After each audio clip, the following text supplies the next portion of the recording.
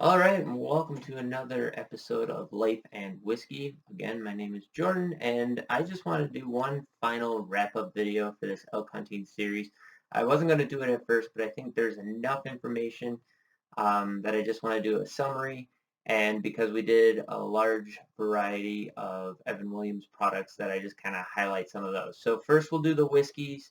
I'm actually going to do a tasting this go around. I'm just going to run through some information for you that might help you pick out a bottle, and then just highlight some key areas of the elk hunting information that I want you to take away from this. So with that, here we go. I'm going to run through the Evan Williams bottles from most expensive to least expensive, and then we'll talk about proof a little bit and whatnot. So all of the products share the same exact mash bill.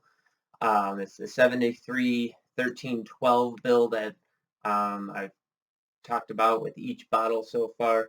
And so starting off with the most expensive, I'm going to try not to get too much glare on these. Let's see here. Okay, there we go. Is the single barrel. Now here where I'm at, I can pick this up for $26.99, and this runs in at 86.6 proof or 43.3%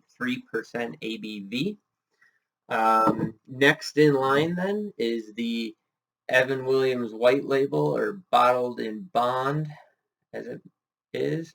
Here I can get it for $12.99, and that, because it's a bottled in bond product, it comes in at 100 proof or 50% ABV. The next lineup then is the 1783, and where I'm at, this is $11.99, and it is coming in at 86 proof or 43%, so just a smidge below the barrel, the single barrel. The same exact lineup is the Black Label. I can get this for $10.49 where I'm at. Now this and the 1783 have the same exact proof. They're both at 86 proof. And so, cost comparison, this one's a little bit cheaper. I'd probably recommend the Black Label over the 1783 flavor-wise. I found them to be almost exactly the same.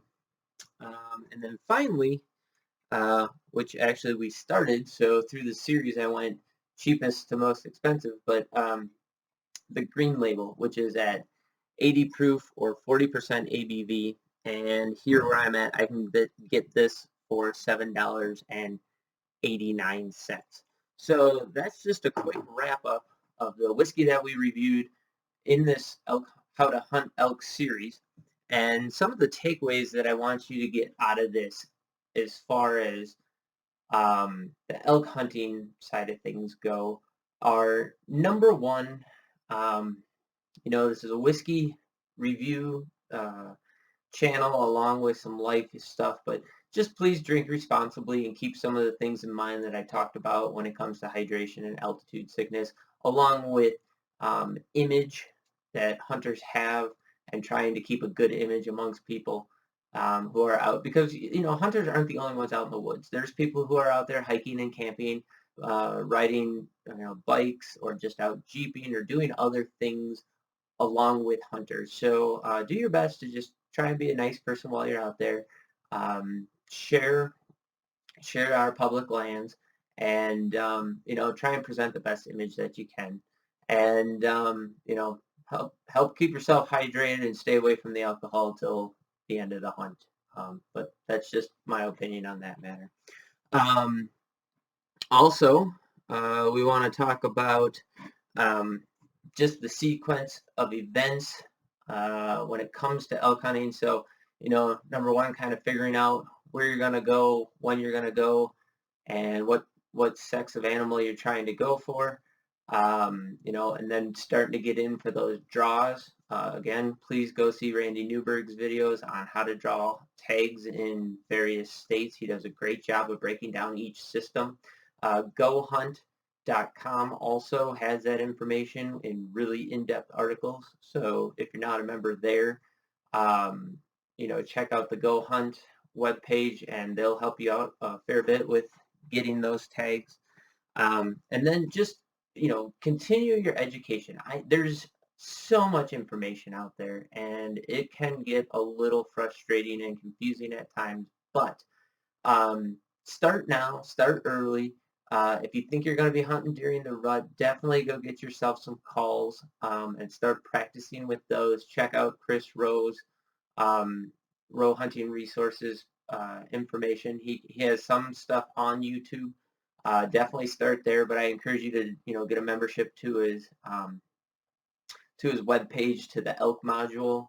If nothing else, just do it for 1 year and see if you find it helpful. Check out his app. Same thing with ElkNut. I like his information. Now the two kind of have semi-competing ideologies, but not completely. And so how I utilize that is that I try one strategy. I found Chris Rowe's stuff to be really, really useful, and so I start off with that. And if I find that not succeeding for me, then I go out and I try the ElkNut um, methodology and see if I can make that work for me. Don't be afraid to switch things up, try stuff, try your own system. If you think you got some insights on something, go for it. The one thing I have found is unless you're hunting really, really open country, or there is an awful lot of hunting pressure. Um, most of the time, I have not found animals to get blown out of an area. Most often, in my experience, animals have stayed in an area for a long time, even after getting a little bit of pressure. And it wasn't until many, many people were running into the herd that they finally went up and over the ridge into the next basin that was less accessible. So, don't be afraid to try some stuff. You definitely want to make sure your number one factor when hunting elk is going to be your wind, learning how to read it, predict what it's going to do best you can, and always being mindful of that. But, don't be afraid to go out and experiment with stuff. You really can't mess it up. The hardest part is to find elk. And if it took you a really, really long time to find those elk and it was really difficult, maybe you might want to consider having a really solid plan before going in after them, because if it may be your only chance. But chances are, if animals are really secluded in a single area, they're there probably due to either pressure or most likely very limited resources out across the landscape. So if those resources are only found in that area, chances are it's going to take a lot of pressure to move those animals 100% out of that area. So just some things to keep in mind. Start learning how to call. Start with the basics of information that you need to know to find the elk, because again, finding the elk's going to be the most difficult part. So put your most effort into figuring out how to find elk and the variables that are key for figuring out how to find those elk. So check that out. Start working on that. Don't let it overwhelm you. Little by little. If you're having trouble recalling stuff and whatnot, that's where those apps really come in handy. Sorry, the color and light is changing because I'm sitting in front of a window and it was bright and sunny and then it's not, and so the color changes due to the natural light coming in from the window and changing. So sorry about that. But definitely, start putting in the effort and then start tuning up with whatever weapon you're choosing. So if you're doing archery, it's March right now.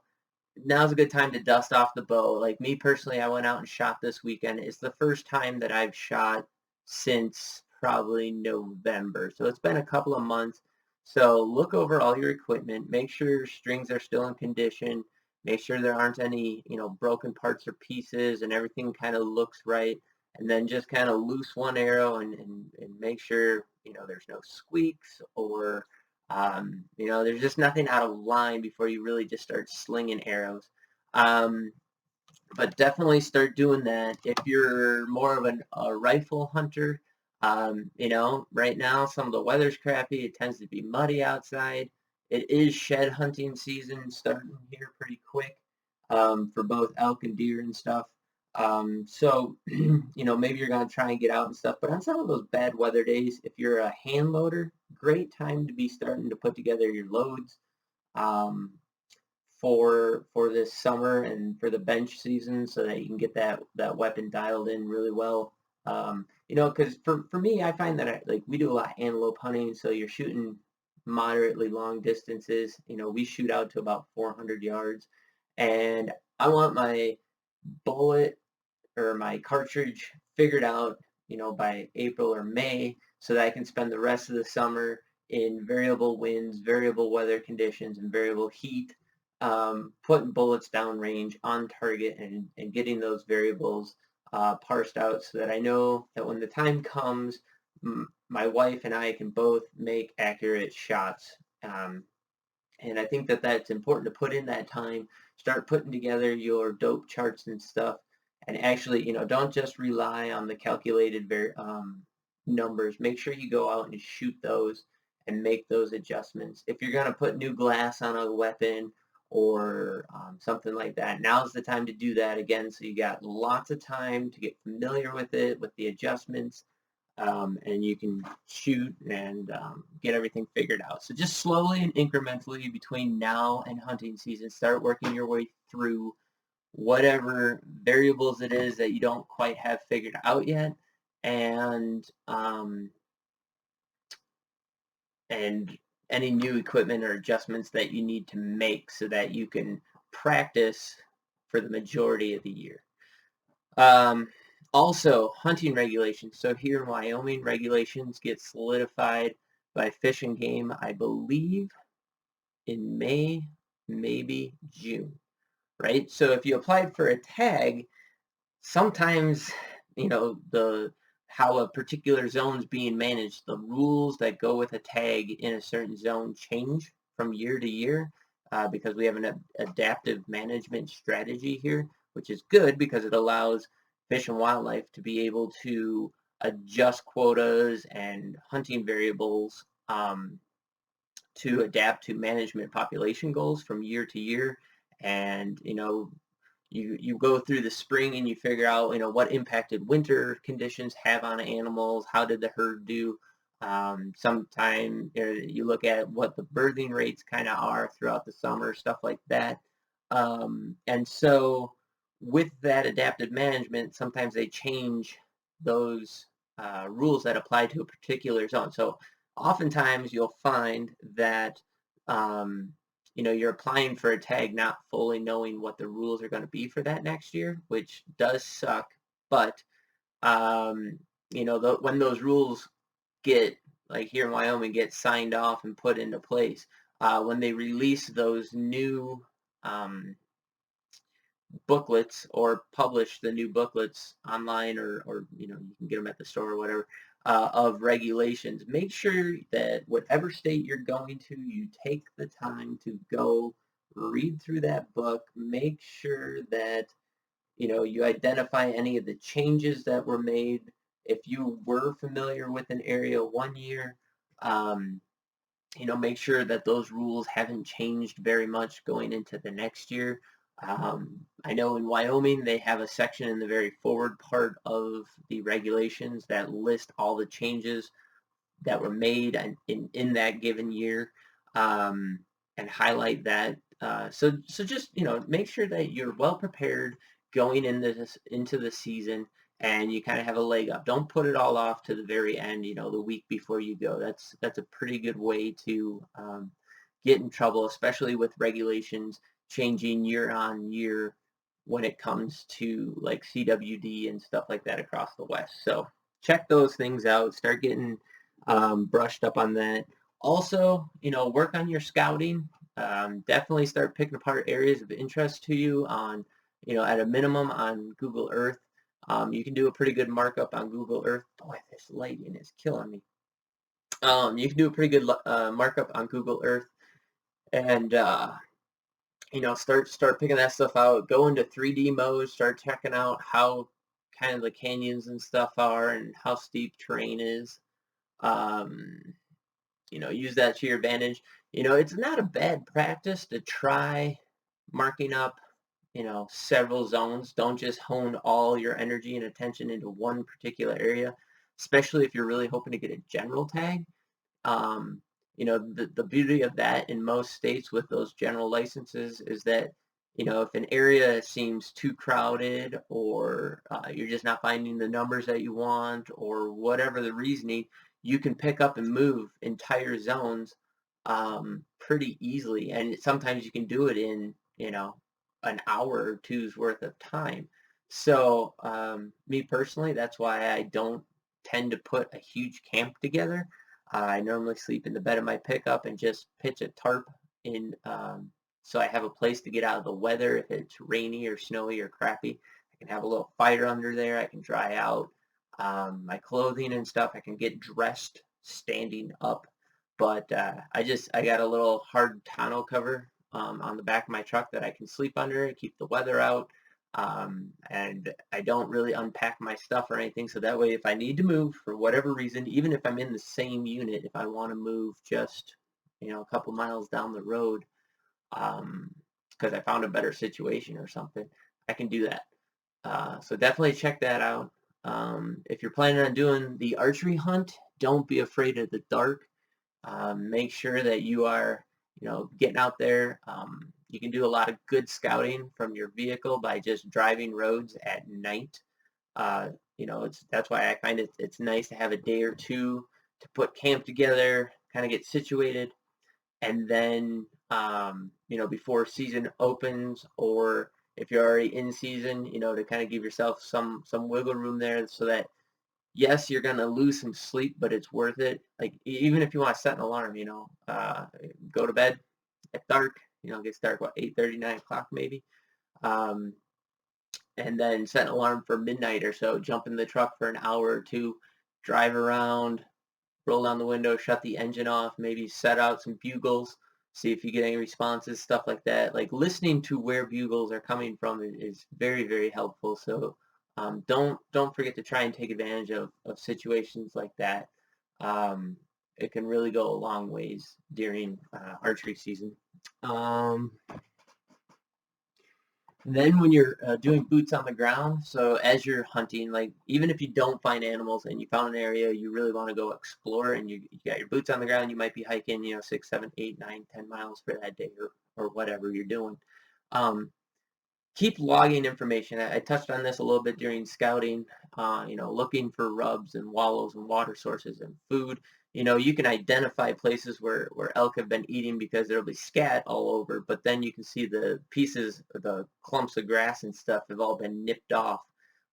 Take note of that kind of information as well. You can start to pattern things before the elk get a lot of pressure. They tend to have the same patterns, and you can pattern them really well. And you're really looking mostly at the cows, right? So if you pattern the cows where they're at, where they're going, when they're moving, because the bulls are going to be working with the cows. They're going to be following the cow herds and stuff. Yes, they'll push them around and whatnot, but really the cows are kind of dictating where they're at. The cows don't really leave their summer ranges all that much for the breeding season, whereas the bulls will be off somewhere and then come down to where the cow herds are. So, work on patterning them, finding sign, fresh beds, stuff like that. And then also elk trails. Don't underestimate the value of knowing how to move through the landscape. So oftentimes I hunt really, really thick cover,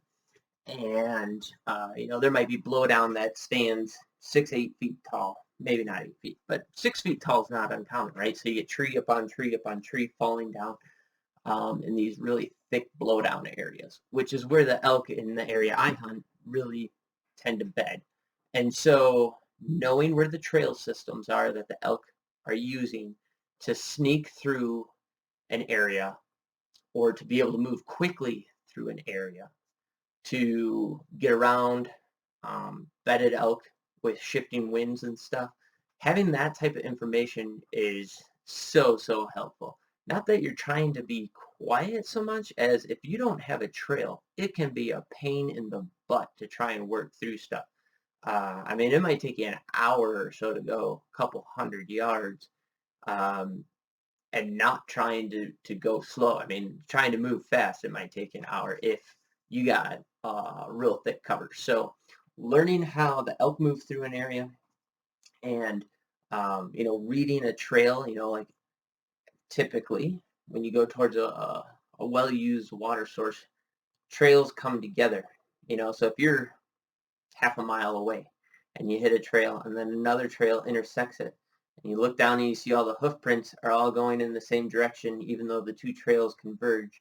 And then you go down further and another trail converges and another trail converges. You could kind of figure out that all the animals are coming together on this main trail going in a singular direction. Um, so that can be really helpful also if you're trying to set up an ambush location or something like that. So what I'm saying is, this is where onX on your phone or GPS is really handy because you can be logging all this information by dropping waypoints as you're walking through the woods. And then when you get back to camp, so I have like a big topo quad from the Forest Service of the area that I hunt, and I mark the snot out of that with dry erase markers so that I can analyze the information from that year. Now this will be the fourth year that I hunt this same location that I'm going into. And so on onX, I have all my waypoints from any given year a single color. So I change symbols, but I keep the symbol color the same color for any given year. So I did brown, red, and then yellow, and then this year I'll probably do blue or something like that. And so I can collectively look at how the sign that I am finding changes year after year and where things are shifting slightly. And I'm a geographer by education and trade, and so I'm very interested in that kind of stuff. But really, what you're looking for are just the patterns that start to emerge with that kind of stuff. I know that's not very helpful if you're A, not going to be able to hunt the area again, or B, if this is your first time ever hunting or ever hunting in a location. But you'd be amazed how much information those little dots on the map can produce for you in short order if you just start marking it down as you're moving through the woods. I also mark my trail that I use to get into my location in the dark. And there's one section that's pretty steep and brutal, really thick. You're moving through some regrowth and other stuff where it's just tree limbs everywhere, and I'm doing it in the dark. I try and do it as much as possible without a headlamp. And so to keep me on course, and it's easy to get turned around in the dark or think you're going one way but you're really leaning uphill so you're being pushed off another direction or whatever. I use my onX system to be able to get into a location quickly so that I can stage where I want to be when I'm waiting for the sun to come up. So definitely check that out. Yeah, but the basic thing is, just start learning as much as you can. The more information you have that you can actually utilize, the better, right? So learning stats for the sake of learning stats probably isn't going to help you out, but learning how to apply that information to the hunting process is definitely going to help you out. We're coming up on the backside of winter now and into spring. So you might want to look at, what the snowfall was in your area, but it's not summer yet. So, it's March. April and May you can still get several feet of snow in many locations in those 2 months. So you might want to start keeping an eye on that. And then towards late summer, maybe August, looking and seeing what the fire impact has been from the summer and, was it a wet year or a dry year or whatever. That will also help guide you. The nice thing about Google Earth is you can find imagery for many, many years. And so if you can go back, look at what the weather was for a given year. So like here, 2012 was a pretty dry year. And so you can see what the vegetation looks like kind of in that time frame. Google Earth, especially here in the mountains, they may only take pictures once every 3 or 5 years, so it's not as good. But if you get lucky, you can find some imagery that will show you what the landscape looks like in a given year. And so kind of compare those things, you can kind of pick out the greener areas in the landscape and stuff like that. It might work, it might not for the area you're interested in, but it's worthy of giving it a shot. But start paying attention to some of the weather as we transition seasons here. And with that, 25 minutes right now, things are starting to stretch out. Just want to say, go out there. If you're, if you've been a Midwest whitetail hunter or a deer hunter or not a hunter at all for a long time, don't let it all overwhelm you. The most important thing is you can get out there and get after it. But also try and learn as much as you can, and just go do it. If it interests you, go do it. You're not guaranteed tomorrow, so if you say someday, make someday this year. Start putting a plan together now, and you too can go out there and give it a try for sure. They say 10%. The success rate, overall success rate on elk is about 10%. So if you don't get one, don't let that weigh heavy on your shoulders so much. Enjoy the experience. Learn as much as you can while you're out there. You're going to find certain things work for you and certain things don't, but a lot of that stuff comes down to personal preference and learning it or experiencing it while you're out there, and you'll come up with your own little tips and whatever else while you're doing stuff. I keep a journal every time I'm out there. Every night I come back, I journal. In fact, the last 2 years I've been using my notes on my phone and the talk to text. It doesn't come out perfect, but in a hurry I can give notes on the fly. And then I, come back, put it on my computer, put it in a Word document, fix the grammar and whatever else a little bit, and then print it off, and then staple it into a journal that I have, and that way I can keep track of the mistakes I make, observations I have, stuff like that. I think that that's also key to helping you build your knowledge base and hopefully keep you from repeating mistakes too many times. But just get out there and get after it. So thanks for watching this series. Hopefully you guys enjoyed it, and if the Evan Williams stuff, some of the notes in that was there was like that medicinal cherry in there, but it was a cherry note, some corn dust were found in most of those as well. A little bit of barrel spice and stuff. They're pretty easy sipping for as cheap as they are. So if you're looking for a good camp bottle or something, $8, it ain't gonna kill you. You might want to consider that and checking those out. So as always, please put in the comments below any questions you have or any comments you have, things you liked or didn't like about this series or about this video in particular. And also, what prices you can find those same bottles for, so that we can kind of get a collective going. But anyways, thanks for watching. I hope you guys have yourselves a great day, and please follow along as I do some more videos. You guys take care.